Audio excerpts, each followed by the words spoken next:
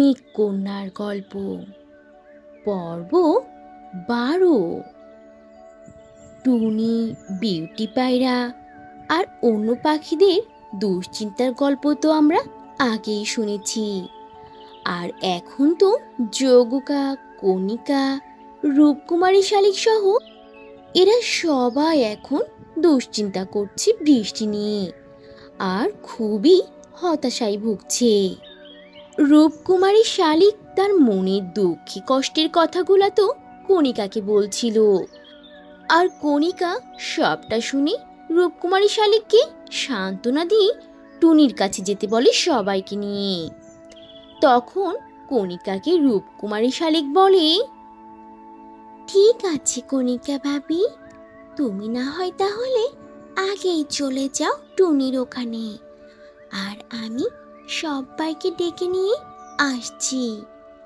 এই কথা বলে রূপকুমারী শালিক তার বাসায় চলে যায়। আর এদিকে কণিকা বিউটি পায়রা ও রূপসী টিয়াকে দেখতে পেয়ে তাদের কাছে চলে যায়।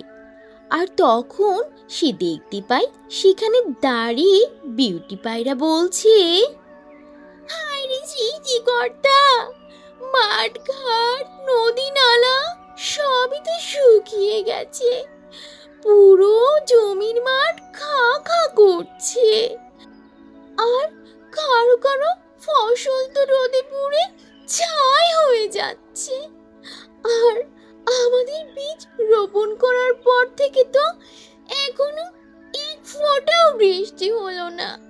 তাহলে আমরা ফসল উৎপাদন কিভাবে করব?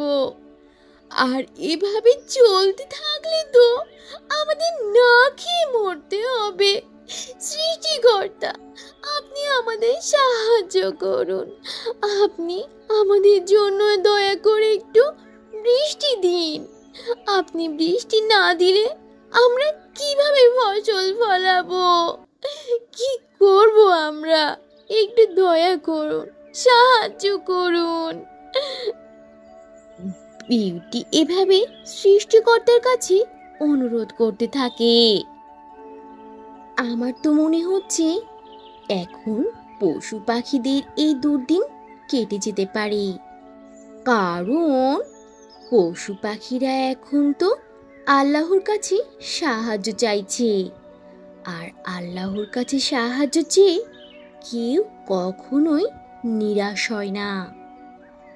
এখন বনের পশু পাখির সাথে এরপর কি কি হবে, তারা তাদের সমস্যা থেকে মুক্তি পাবে কিনা, সেই সব গল্প থাকছে পরের পর্বে।